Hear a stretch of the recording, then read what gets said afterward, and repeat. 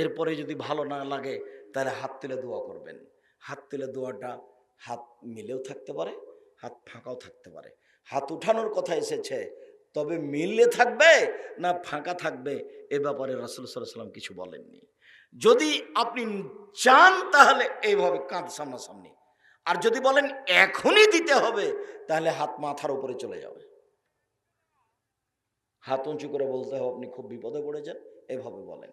হাত একবার পূর্ণ উঁচু করে যাতে করে বকলের শব্দ হতে দেখা যায়, বুখারী মুসলিমের হাদিস। আর বলার পদ্ধতি হলো আগে ইসমে আজম পড়তে হবে।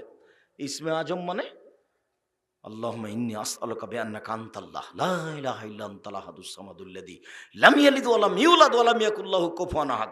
এটা হলো ইসমে আজম। আব্দুর রাজ্জাক সাহেব এত বড় দোয়া তো মুখস্থ নেই, তাহলে ইউনূস আলাইহিস সালামের দোয়া, সেটা হলো ইসমে আজম। লা ইলাহা ইল্লা আনতা সুবহানাকা ইন্নী কুনতু মিনাজ জালিমিন। বলে এটা তো ভালো হয় নাই, তাহলে সূরা ফাতিহার প্রথম 3 আয়াত আলহামদুলিল্লাহি রাব্বিল আলামিন আর রহমানির রহিম মালিকি ইয়াউমিদ্দিন। এ হলো প্রশংসা। সত্তা হলো প্রশংসা প্রিয়। প্রশংসা না করলে কিছু পাওয়া যায় না। মানুষই তো প্রশংসা চাই। আপনাদের ইনি ধনী মানুষ গ্রামের, সকালে গিয়ে যদি বলেন ভাই 5,000 টাকা দেন তো আমার ছেলের হাত ভেঙে গেছে, কে রে তুই? জি, টাকা আমার কাছে রেখে গেছিস নাকি? আর যদি বলেন আমি আপনাকে অনুরোধ করে বলছি আমার ছেলের হাত ভেঙে গেছে, আপনি তো গরিবের প্রতি খুব দয়া করেন, সবাই আপনার কথা বলে, আপনার কথা আমি জানি আপনি দিবেন আমাকে, আপনি ফিরাবেন না, 5,000 টাকা দেন আমার, আমি খুব বিপদে। সেই তো কি যে করি, আচ্ছা দেখি একটু পরে আয় তো। এমনি প্রশংসা করলেন তো ঠান্ডা হয়ে আছে। মানুষের কুমার আল্লাহ হচ্ছেন এর চেয়ে কোটি গুণ বেশি প্রশংসা প্রিয়, খালি প্রশংসা খুশি। যখন বলবেন আলহামদুলিল্লাহ তখন উনি বলবে হ্যাঁ ঠিক হয়েছে ঠিক হয়েছে, বলো কি বলবে ঠিক হয়েছে এবার। আর যদি চান তাহলে আরো খুশি হবে। আল্লাহ নবী বলছেন লাইসা শাইউন আকরাম ইনদাল্লাহি মিনাস সাওয়ালে। আল্লাহর কাছে চাওয়া কাজটা যত প্রিয়, কোনো কাজ তার কাছে তত প্রিয় নয়। যখন সেখানে চাইবেন তখন বলবো হ্যাঁ ঠিক হয়েছে, কবরের কাছে তো চাওনি, ও তো দিতে পারে না তবুও গেছে ওখানে, আরে আমি তো পারি, তুমি আমার কাছে বলেছো, আগে বলেছো প্রশংসা ঠিক হয়েছে, তারপরে আমার কাছে চেয়েছো, বেশ আরো ভালো হয়েছে। আল্লাহ নবী বলছেন মানলাম ইয়াসারিল্লাহ ইয়াকযাব আলাইহি, যে আল্লাহর কাছে চায় না আল্লাহ তার উপরে অসন্তুষ্ট হন, যে আল্লাহর কাছে চায় না আল্লাহ তার উপরে অসন্তুষ্ট হন। তাহলে হলো প্রশংসা, তারপরে দুরুদে ইব্রাহিম, তারপরে 3 নম্বরে বলবেন আপনার প্রয়োজন আল্লাহ বিবুলোকে রাস্তার পাশে 3 শতক জমির ব্যবস্থা করে দাও। আল্লাহ আমাকে একটা বড় ব্যবস্থা করে দাও। বড় ব্যবসা, টাকা পয়সার অভাব নাই আল্লাহর কাছে, আপনার চাইতে কোনো ত্রুটি আছে? আর চাইবেন এইভাবে ফাইদা ফারাগতা ফানসব ওয়া ইলা রাব্বিকা ফারগাব। মুহাম্মদ সাল্লাল্লাহু আলাইহি সাল্লাম, আপনি যখন দুনিয়াবি কাজ থেকে অবসর হবেন তখন কঠোর শ্রমে আত্মনিয়োগ করুন। আমাকে যা বলবেন তা বিনয়ের সাথে কান্নাকাটি করে বলুন। বিনয়ের সাথে বলতে হবে। আসসালামু আলাইকুম রহমতুল্লাহ, আসসালামু আলাইকুম রহমতুল্লাহ, আলহামদুলিল্লাহ বেহাক্কে লা ইলাহা ইল্লাল্লাহ। বলেন তো কোথায় বিনয়ী হলো, কোথায় কান্নাকাটি হলো? এটা আল্লাহর আদেশ। একটু গরম পানি আছে কি? এটা আল্লাহর আদেশ। সম্মানিত দিনী ভাই বোন, আমি আপনাকে বলছিলাম সবচেয়ে নিকটাত্মীয় হচ্ছে ভাই। আপনাকে আমি অনুরোধ করে যাচ্ছি, আপনার বড় ভাইয়ের কারণে আপনার সাথে গন্ডগোল হয়েছে, কোথায় ঠিক, এখান থেকে উঠে গিয়ে বড় ভাইয়ের হাত ধরে ক্ষমা নিয়ে রাত কাটাবেন, এ কথাও ঠিক।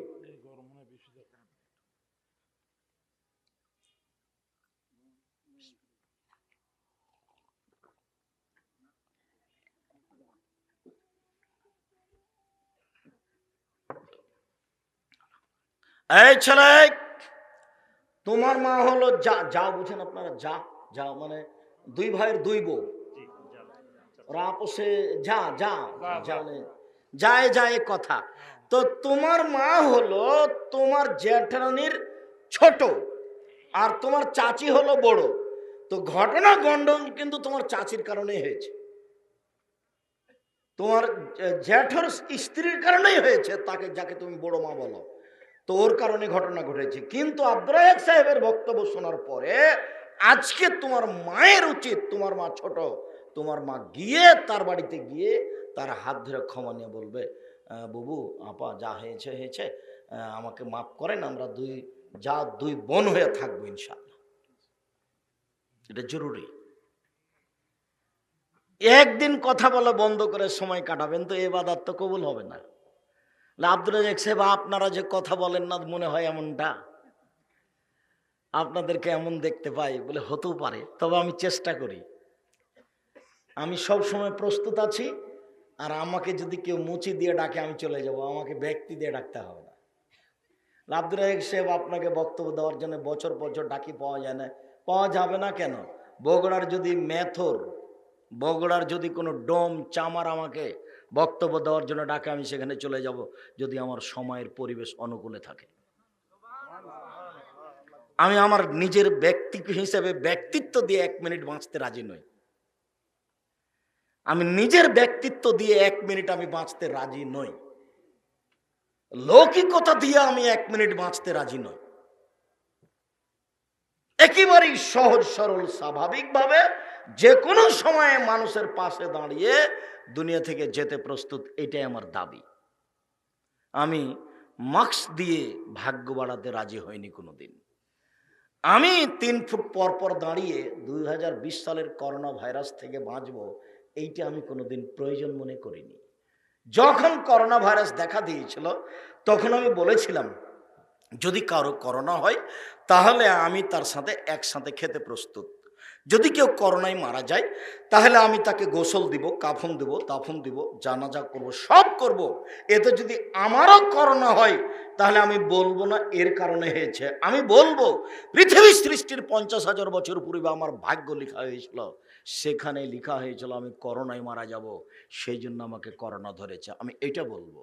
ওর গায়ের উপরে যদি পড়ে থাকে আমি, তারপরে যদি করোনা হয় তবু আমি বলবো না যে এর কারণে হয়েছে। আমি এই কথা বলে শিরক করে মরতে রাজি নই।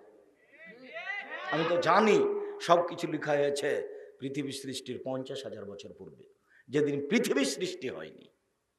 আর আমি বলেছি আজ থেকে নিয়ে কিয়ামত পর্যন্ত যদি কাবা ঘরে আর কোনোদিন মানুষ পাশাপাশি না দাঁড়ায় তবু 3 ফুট পর পর দাঁড়ানো বৈধ হবে না। বৈধ করতে হলে মুহাম্মদ সাল্লাল্লাহু আলাইহি ওয়াসাল্লামকে আবার পৃথিবীতে আসতে হবে এবং ঘোষণা দিতে হবে, পৃথিবীর মানুষ মনে রেখো, আমি মুহাম্মদ সাল্লাল্লাহু আলাইহি ওয়াসাল্লাম বলেছিলাম তোমরা পাশাপাশি প্রাচীরের মতো দাঁড়াও। আমি বলেছিলাম মান সাদ্দা ফুরজাতান বানাল্লাহু লাহু বাইতান ফিল জান্নাহ, কেউ যদি দুইজনের ফাঁকা বন্ধ করে আল্লাহ তার জন্য জান্নাতে ঘর বানাবেন। আমি বলেছিলাম পৃথিবীর মানুষ তোমরা সালাতে যখন দাঁড়াবা নামাজে তখন প্রাচীরের মতো হয়ে দাঁড়াও, ফাঁকা বন্ধ করো। ওই যে আমি দেখতে পাচ্ছি শয়তান ফাঁকা দিয়ে ঢুকছে ছাগলের বাচ্চার মতো হয়ে, আমি এইভাবে ঘোষণা দিয়েছিলাম। আমি এখন বলছি তোমরা 3 ফুট পর পর দাঁড়াও। যেহেতু মুহাম্মদ সাল্লাল্লাহু আলাইহি ওয়াসাল্লাম আর কোনোদিন আসবেন না কিয়ামত পর্যন্ত, কাজে এই সিদ্ধান্ত পরিবর্তনও হবে না। আমি বুঝলাম না, হুজুরের সুলিও হয়নি, হুজুরের ফাঁসিও হয়নি, রাতে রাতে সিদ্ধান্ত পরিবর্তন হয়ে গেল, সব মসজিদে 3 ফুট পর পর হলো, এটা আমার বুঝে আসলো না।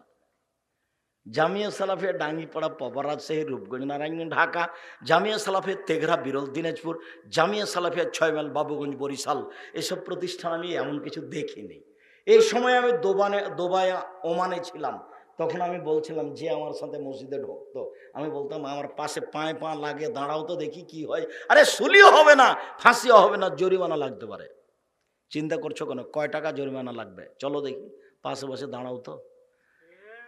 তো কোনোদিন জরিমানার কথা বুঝতে পারিনি। তো যখন আমি ভাবছিলাম বিমানবন্দরে গেলে মনে হয় যখন ইমিগ্রেশন চলবে তখন হয়তো আটকা যাবো, এমনটা হতে পারে, এরকম ভাবছিলাম। ভাবতে ভাবতে পার হয়ে চলে আসলাম, কোথাও আটকা পড়লাম না, আল্লাহই ভালো জানে কি হবে। সম্মানিত দিনী ভাই বোন, রাসূল সাল্লাল্লাহু আলাইহি সাল্লাম নীতিকে ভালোবাসেন, পথ সহজ হবে ইনশাআল্লাহ। বলছিলাম অল দারিল কুরবা ওয়াল জারিল জুনুব অবিদিল কুরবা ওয়াল ইয়াতামা, এতিমদের সাথে ভালো আচরণ করো, একটা বিশাল পয়েন্ট। সাহাল ইবনে সাদ রাদিয়াল্লাহু তাআলা আনহু বলেন রাসূল সাল্লাল্লাহু আলাইহি সাল্লাম বলেছেন আনা কাফিরুল ইয়াতিম ফিল জান্নাহ হাকাজা, যে এতিমের দেখাশোনা করবে সে আর আমি জান্নাতে এভাবে থাকবো। ও আশারাবে সাবাবেহি অল উস্তা, তর্জনী এবং মধ্যমা, এই দুইটি আঙ্গুলকে দেখালেন ইশা করে, দেখো এই দুইটি যেমন পাশাপাশি, এতিমের যে লালন পালন করবে সে আর আমি জান্নাতে এভাবে থাকবো। 1 মিনিট, এই ছেলে ব্যস্ত হয় না, আমি নিজে তোমার চেয়ে বেশি ক্লান্ত, কোনো প্রয়োজন আমাকে দেখায় না দয়া করে। তখন একটু 2 আঙ্গুলের মধ্যে ফাঁকা রেখেছিলেন, আবার বলছেন এই কথাটা। আরেকটা কথা একটু ভালো করে খেয়াল করেন, মানে আলা জারিয়াতাইনে, কেউ যদি 2টা মেয়ের লালন পালন করে, 2টা বেটি 2টা মেয়ের লালন পালন করবে, পড়াবে, দেখাশোনা করবে, হেফাজতে রাখবে, বিবাহ দিয়ে দিবে, এইটা যদি বাপ হিসেবে দায়িত্ব পালন করে, সেই বাপ আর আমি জান্নাতে এভাবে থাকবো। তখন তিনি এই আঙ্গুল দুটি দেখালেন, কিন্তু আঙ্গুল দুটি জমা করে রাখলেন। মানে এতিমের লালন পালন করার চেয়ে বেশি দামি মেয়ের লালন পালন। বুঝাতে পারিনি কথা মনে হয় নাকি? এতিমের লালন পালনের চেয়ে মেয়ের লালন পালন খুব বেশি দামি ব্যাপার, বেশি গুরুত্ব রাখে। আল্লাহ রাসূল বলছেন, কেউ যদি মেয়ের লালন পালন করে তাহলে বাপ আর মেয়ে দুইজনের মাঝে এরকম একটা আট থাকবে। মেয়ে জাহান্নাম আর বাপের মাঝে একটা আট থাকবে। মেয়ে মেয়ে মধ্যে আছে, ওদিক আছে জাহান্নাম আর এদিক আছে বাপ। এই বাপ জাহান্নামে যেতে পাবে না, মধ্যে অন্তরাল হয়ে আছে কে বলেন তো? মেয়ে। মেয়ে বলছে আমার বাপকে আগে জান্নাতে দিতে হবে, তারপরে কোনো কথা। মেয়ের লালন পালন ভিন্ন। 10টা ছেলেকে মাস্টার ডিগ্রি পাস করালে আপনার 1 পয়সা উপকার হবে, এ কথা মুহাম্মদ সাল্লাল্লাহু আলাইহি ওয়াসাল্লাম বলেননি। তো বাপে বেটাকে পড়াবে কেন? জন্ম দিয়েছে এই জন্য। সব অন্যায়ের অপরাধের খেসারত বাপকে দিতে হবে। আল্লাহ রাসূল বলছেন, মান ওয়ালাদাল্লাহু ওয়ালাদুন ফালহিসান ইসমাহু, ছেলে মেয়ে জন্ম নিলে সুন্দর নাম রাখতে হবে। ফাইজা বালাগা ফালুজা বেজহু, ছেলে মেয়ে বড় হলে বিবাহ দিয়ে দিতে হবে। ফাইজা বালাগা, ছেলে মেয়ে যখন বড় হয়ে যাবে, অলামিজা বেজহু, বাপ তার বিবাহ দিবে না। ফাইনাসাবা ইসমান, ছেলে মেয়ে যদি কোনো পাপ করে, ফাইনামা ইসমাল আবিহে, সেই পাপ তার বাপের হবে। আমি অনুবাদক, আরবি, মুহাম্মদ সাল্লাল্লাহু আলাইহি ওয়াসাল্লাম তার মুখ দিয়ে বলেছেন, আমি সেগুলো আপনাকে আরবি করে শোনালাম। এদেশে একটা বই পাওয়া যায় উপদেশ, দেখেন লেখা আছে। এদেশে একটা বই পাওয়া যায় আদর্শ পরিবার, আপনার জন্য লিখেছিলাম। আপনি কেন অনীহা করে চলেন সেটা আমি বলতে পারি না। আপনার সাথে আমার আন্তরিকতা অনেক, আপনাকে আমি অনেক ভালোবাসি। আদর্শ নারী, আদর্শ পরিবার, বক্তা শ্রোতার পরিচয়, তাফসীর কি মিথ্যা হতে পারে? কে বড় লাভবান, কে বড় ক্ষতিগ্রস্ত, মরণ একদিন আসবেই। সব বইগুলি আপনার জন্য লেখা আছে। আমি মুকশিদুল মুমিনিন বই লিখিনি, বইয়ের শুরু থেকে না শেষ পর্যন্ত চ্যালেঞ্জ আছে, মুখে যেটা আছে মিডিয়াতে সেটা আছে। আমি বলেছি আমার মনে বড় সাধ, আমি এদেশের মাটিতে উন্নত মানের প্রতিষ্ঠান গড়বই গড়ব, যেখানে ছেলে মেয়ে বাংলা, ইংরেজি, আরবি উন্নত মানের শিক্ষা অর্জন করে জাতির অন্যায়ের বিরুদ্ধে লড়বে মুখে কলমে মিডিয়ায়। সেটাই হচ্ছে জামিয়া সালাফিয়া। শিরক মুক্ত প্রতিষ্ঠান জামিয়া সালাফিয়া, বিদআত মুক্ত প্রতিষ্ঠান জামিয়া সালাফিয়া, দল মুক্ত প্রতিষ্ঠান জামিয়া সালাফিয়া, সংগঠন মুক্ত প্রতিষ্ঠান জামিয়া সালাফিয়া, মানুষকে উঠানো নামানো মুক্ত প্রতিষ্ঠান জামিয়া সালাফিয়া। 300 জন এতিম আছে, 500 জন অসহায় ছেলে মেয়ে আছে, যারা শুধু 23 জন মেয়ে এবছর কোরআন হিফজ শেষ করছে ডাঙ্গিপাড়ায়। 25 জন ছেলে আছে। এক একটা প্রতিষ্ঠানে যত ছাত্র আছে ততটি ছাত্র খালি হিফজ শেষ করে এক বছরে। আমি তো আর অত আপনাকে দেখাতে পারি না সম্মেলনে টুকটাক যা দেখাই, পৃথিবীর যারা শ্রেষ্ঠ, যারা বড় বড় দেশের বিদ্বান, তারা সেখানে বক্তব্য দিতে যায়। সে একটা পোস্টার আমি এখানে দেখতে পাচ্ছি। মনে কষ্ট নেবেন না, মনে একটু সংকীর্ণতাও রাখবেন না। জামিয়া সালাফে আপনার প্রতিষ্ঠান, আপনি ভালোবাসা দেখাবেন। এর জন্য কোনো যদি ক্ষতি হয় তাহলে জবাব আপনাকে দিতে হবে।